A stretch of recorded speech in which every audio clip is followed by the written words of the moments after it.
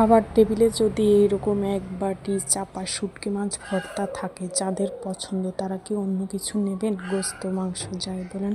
আসসালামু আলাইকুম, কেমন আছেন আপনারা? আশা করি সবাই ভালো আছেন।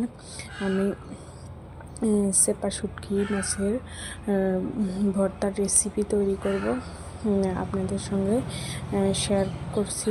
প্রথমে শুটকিটা লোহার কড়াইতে, খোলা কড়াই বলে আমাদের দিকে, ভেজে নিয়েছি। ভেজে নিয়ে পানি দিয়ে নিয়েছি।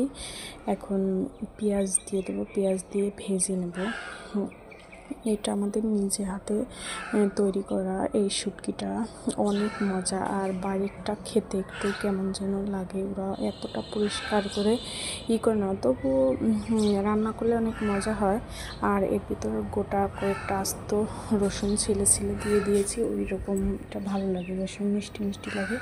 আমি পেঁয়াজটা সুন্দর করে ভেজে নিয়ে তারপরে এক এক করে মশলা দিয়ে দেবে। এইভাবে যদি আর চুলায় বানাইলে এইভাবে অনেক মজা লাগে।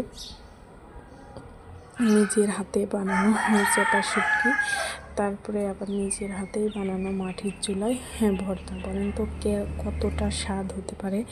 অনেক স্বাদ। আমি এইটা ভালো করে ধুয়ে নিয়েছি। ধুয়ে নেওয়ার পরে এখন ওই পেঁয়াজ ভাজির ভিতরে একটু দিয়ে নেড়ে নিচ্ছি।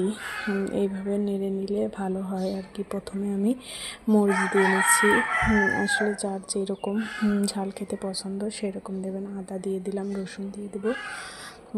এইভাবে করে পরিমাণ মতো দিয়ে দিন। আমি অনেকটুকু বানাবো, তার জন্য বেশি করে দিয়ে দিচ্ছি। যার যতটুকু করবেন পরিমাণ মতো মশলাপাতি দিয়ে দেবেন। দেখেন লাস্টে হলুদ দিয়ে দিচ্ছি। এইভাবে